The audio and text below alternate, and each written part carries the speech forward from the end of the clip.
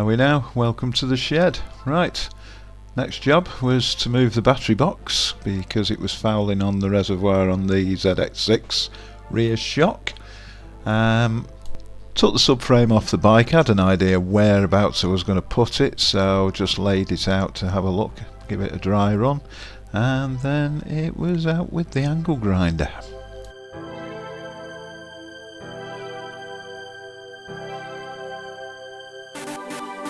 This was on the rear foot peg mount. It's the one that I'd left on because of the exhaust mount as well. Got two holes, the one bracket, and there was this webbing in the middle.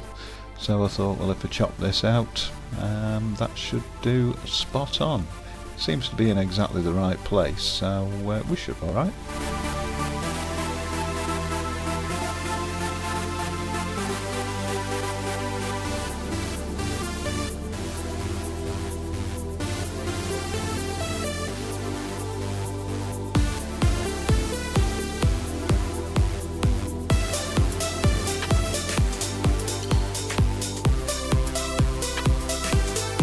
Now I've bought one of these thread insert tools off eBay.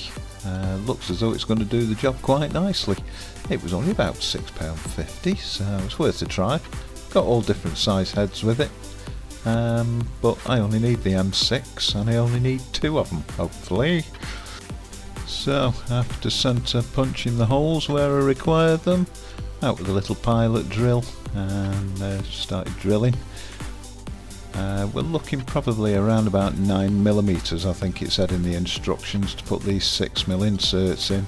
So piloted them first and then it was out with the larger drill bit.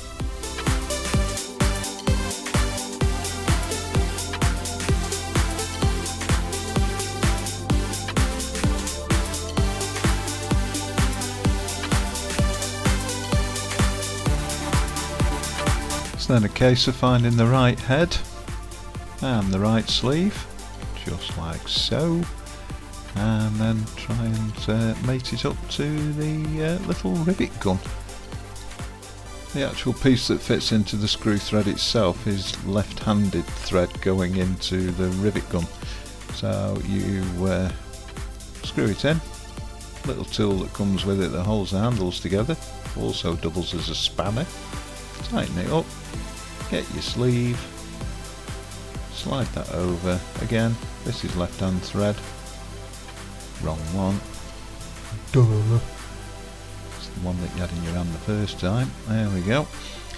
And screw that into place, set everything up, and then it's a case of just taking your little rivet thing,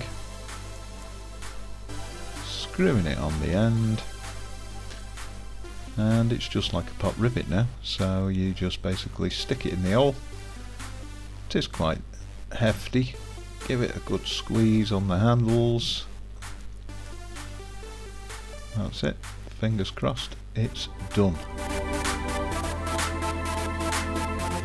Then just put the handles a little bit closer together, takes the strain off the old screw, undo it, jobbed, and there we go.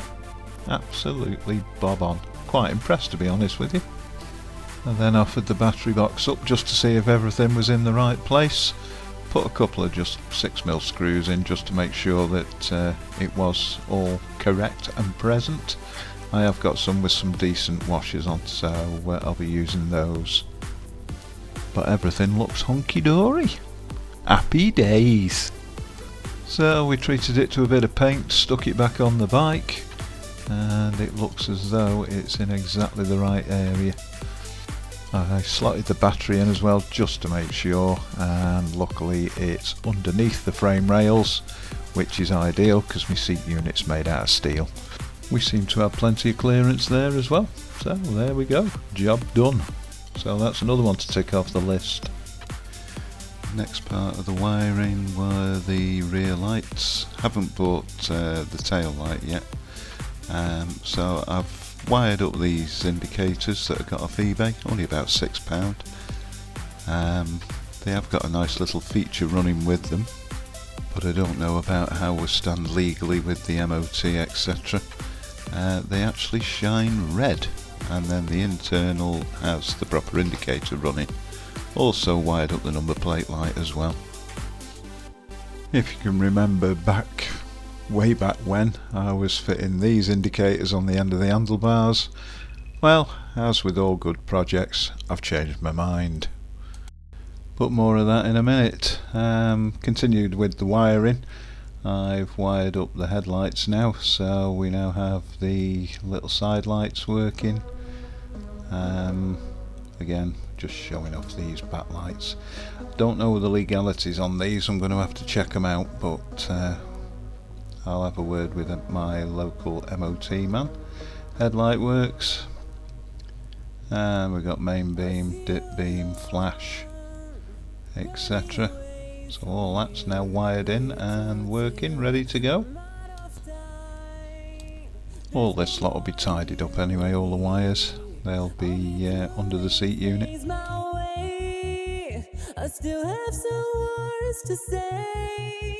Now, found a set of front indicators, the same as the rear ones, but this time they're showing white at the front. So we've gone with those as well. Just keeps the theme running smoothly. For my life to make sense, I feel so lost in time. There's something wrong. I feel so. Another thing I've done, I've junked the ballast resistors. I've taken the genuine Suzuki flasher unit off. You can see that it flashes mentally for one of these. Nice and cheap, so I thought I'd swap it over. Nice easy job, 7-pin jobby, and now the indicators flash at the right rate, same as a ballast resistor really. New stop and tail light arrived from Alchemy Parts. Comes complete with the hole saw. Beautiful British quality, of course. It's just that they can't spell in British, they have to put it in Chinese. For once on this build I haven't gone cheap. This is quite expensive, but it is the only type in the world by the look of it, because I've tried everywhere on Google to try and find a small stop and tail light.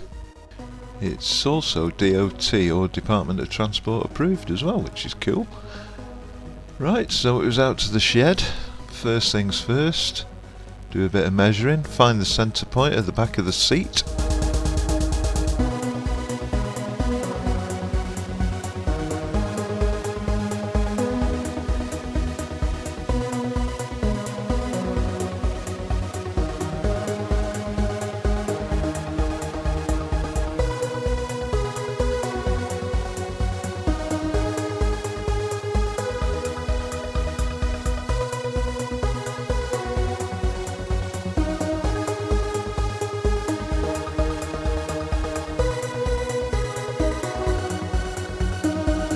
Then join the dots and X marks the spot, or in this case, cross marks the spot.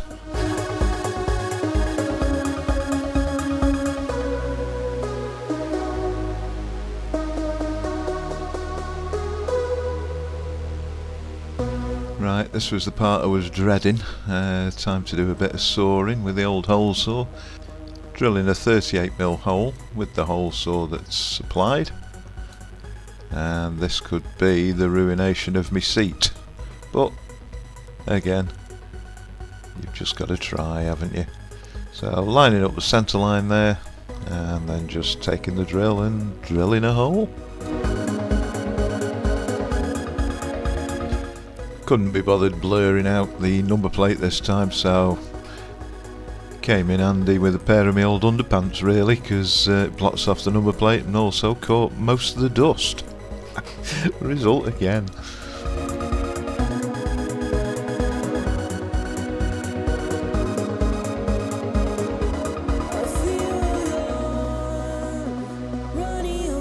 Give it its due, the hole saw was fairly good quality, it cut fairly well, so nice and sharp.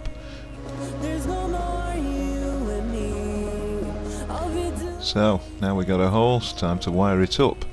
One thing I really hate about these Chinese electronic parts, they're never ever wired up properly and you don't get any single instruction on what wire goes where. Now you'd think that black was the earth, red was the live, but no.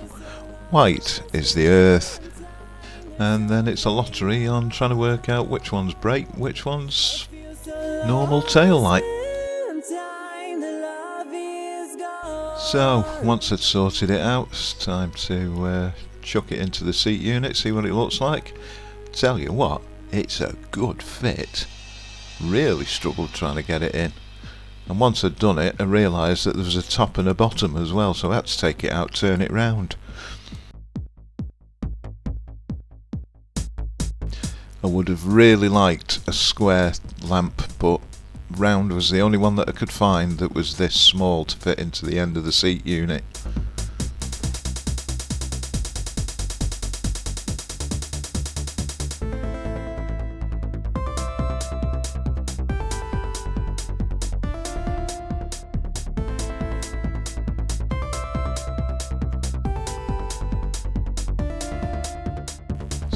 So once it was in, wired up, we just had to try it. So ignition on, oh look, tail light, stomp the brake, and we have a brake light. I'll give it its due, they are extremely bright, so I'm very, very impressed. It was a very wet and very early morning once again. I think it was around about 4:45 when I went out to the shed. But decided, coffee drank, let's go and do a little bit of work, why not? According to TV, Storm Anthony had arrived. Back in my day used to call it rain. And it was time to set to and tidy all the wiring up. So basically just set to, drilled a bigger hole in the back of the seat unit, fitted a rubber grommet so that it doesn't wear through the wires. Threaded all the wires through, then took the tail light out and basically put all the wires where they're supposed to be. I have used the original part of the SV loom, so it's nice and easy and I don't have to cut the proper wiring loom up. Did have the same issue with live and neutral wires. Love the Chinese stuff, maybe cheap, but it keeps your brain active trying to work out what goes where. But I persevered, got it all nice and tidy now. Looks quite nice actually. Just got to sort a couple of little items out. Leaving the red lights on the rear for the indicators. I might just turn the front ones off, to be perfectly honest. I can't really see the indicator too well with the white light behind it. I also forgot to cover my number plate with my underpants, so it doesn't matter. We only get about 200 people that watch the video anyway. Thank you very much to those that do. Everything's working on the back end, so I thought I'd treat it and bring it outside. Storm Anthony permitting, obviously. Can't leave it out in heavy rain, can we?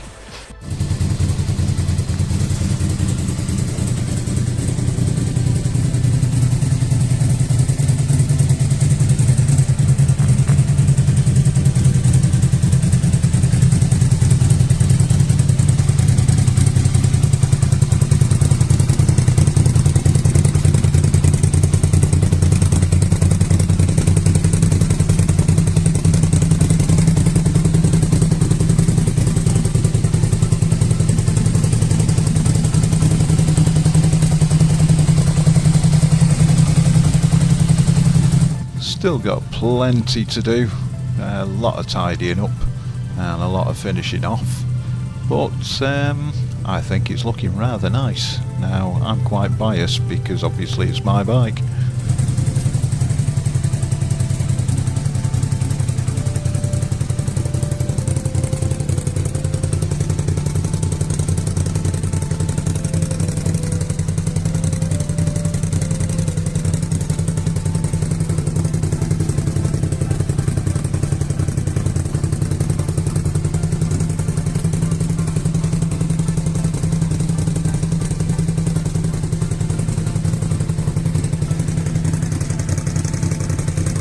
There's a little bit of a misfire on one cylinder, but I think that's probably down to not being started for quite a while.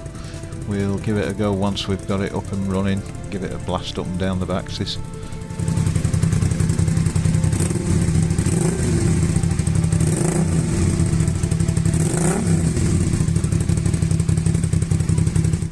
Okay, so we'll leave this one here. Nice running little project.